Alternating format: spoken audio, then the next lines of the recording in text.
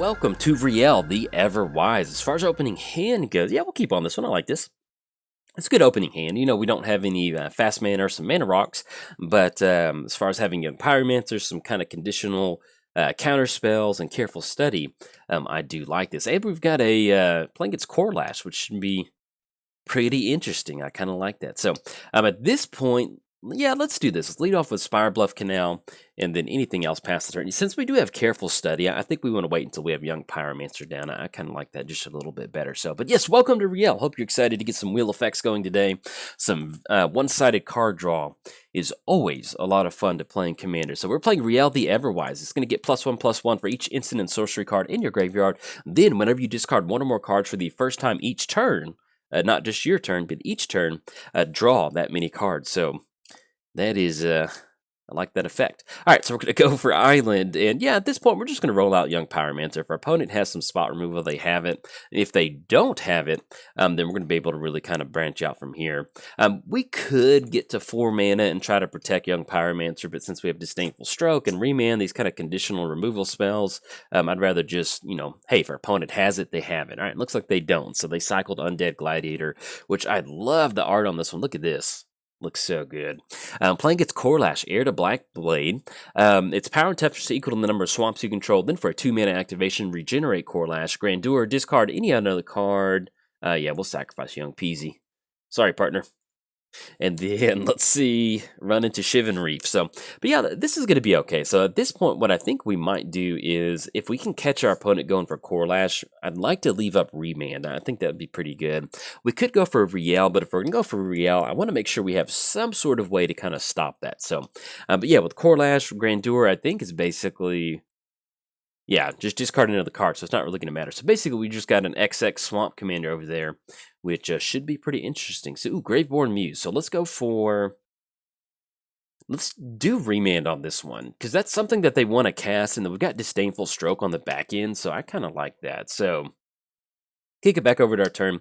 That's going to be Thirst for Meaning... and we'll lead off with Island. Yeah, that'll be good.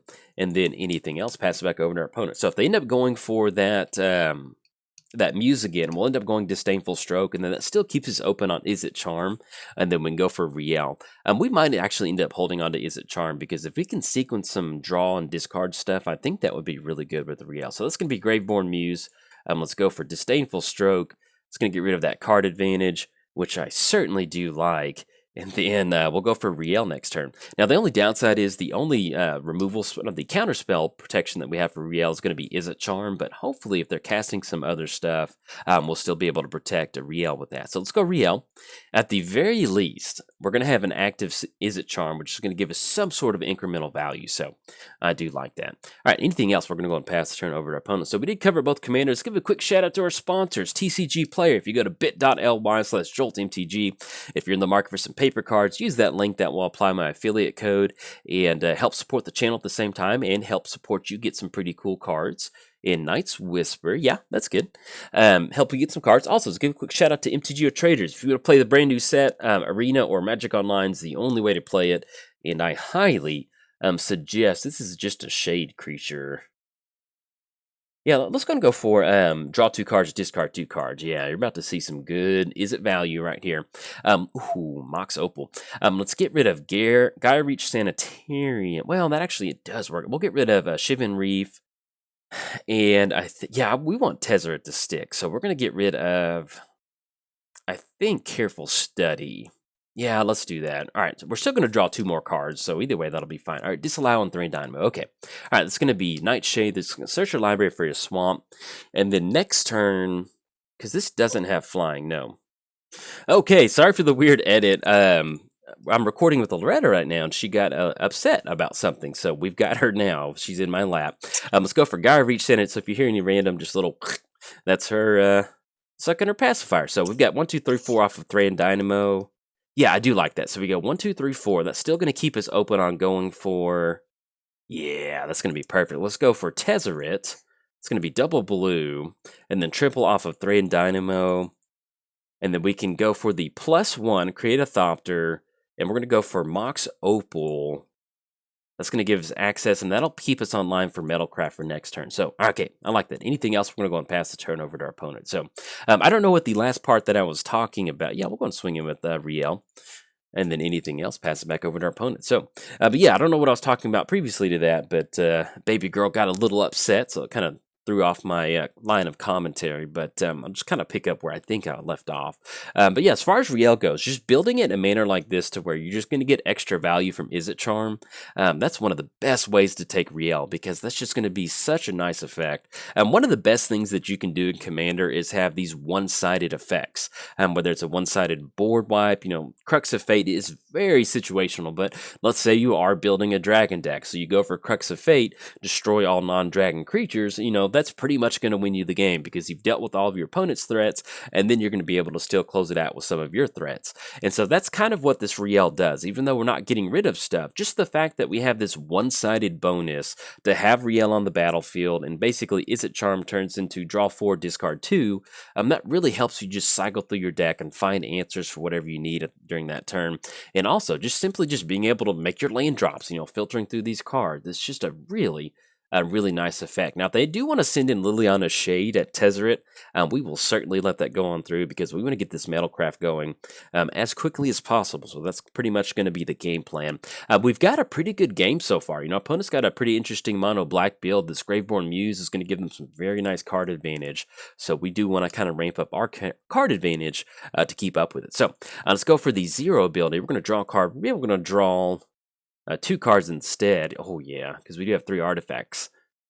All right, Dawson of Perfection, Force of Negation, and Steam Vents. So at this point, yeah, actually, I kind of like Rogue's Passage. We are sitting at a 4-3. Let's go for Thirst for Meaning.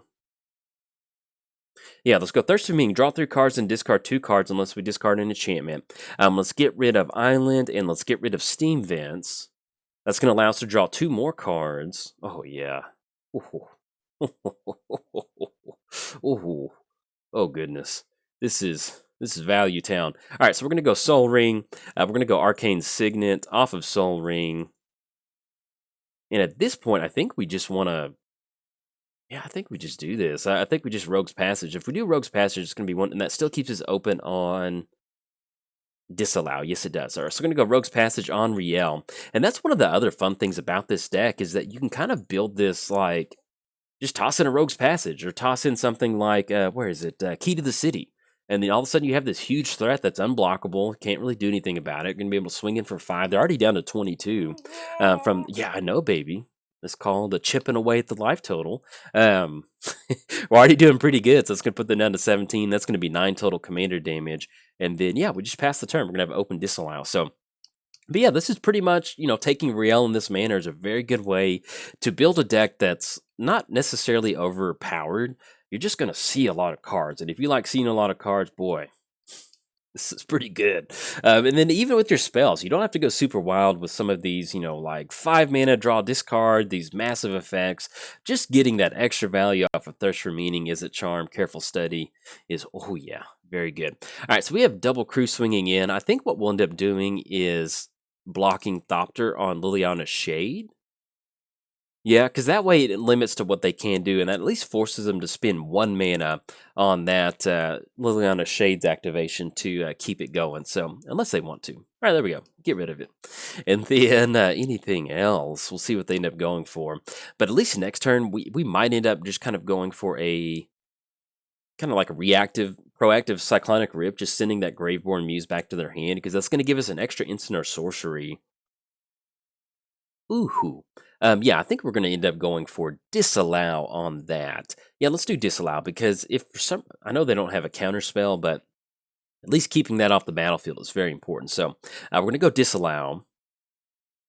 And then even if we want to do this next turn, Withered Wretch, yeah, that's fine. Exile card from a grave. Ooh, now that is a little bit of a bummer, because with that, they can exile our instant or sorceries, and that does really slow down our clock. So we may end up going for Dawson of Perfection next turn, just to get some sort of board state. Because if you get Dawson of Perfection down, and you get like just 2 or 3 spells and get those wizards, get those delvers, That's some good magic right there. So, and that's what makes these Spellslinger decks so much fun. You've got the token aspect, and then you've got just this beautiful, beautiful card advantage. So, all right, let's just go and rip it off the top. Let's go Tezzeret. We've got the artifacts on the battlefield right now. That's going to draw 2 cards. We've got Dak Faden. There's nothing that we can steal right now, but we can actually use the Dak Faden ability in a pretty good way. So, let's tap down Soul Ring, tap down Blue Red. Let's have old Dak Faden come down. And I think what we might end up doing, yeah, let's just kind of go, let's try to go wide on this one. I kind of like that. It's going to be red and then Thran Dynamo, because whatever we're going to cast, we're going to get it down. So let's go Imperial Recruiter. And I think what we'll do is, let's get this popped out.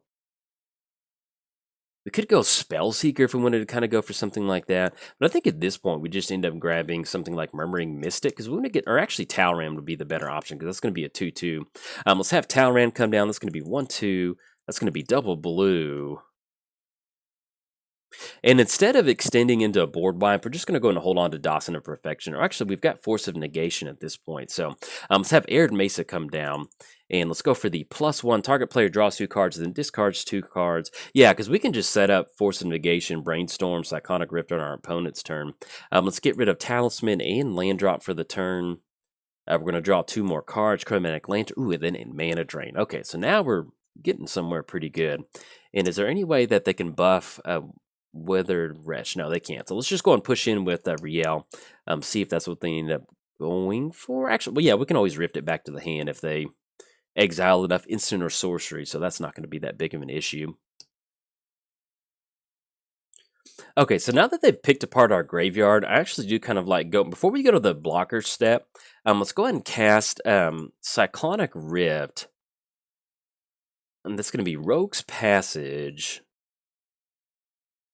That's going to give us a Drake on the battlefield, and what we're trying to do is we just really want to play around this Weathered Wretch.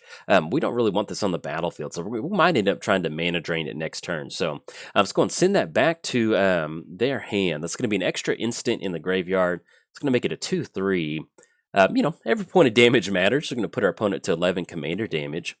And then I think we've activated everything. We still have an active mana drain and an active Force of Negation, or potentially an active Brainstorm with a fetch land. So we're actually in a pretty good spot. And that's going to be some really nice tokens for next turn. So we've done everything that we need to do. Let's go and pass the turn over to our opponent. But yes, if I were to draw up an example of how this deck should play out over the course of a game, this is it.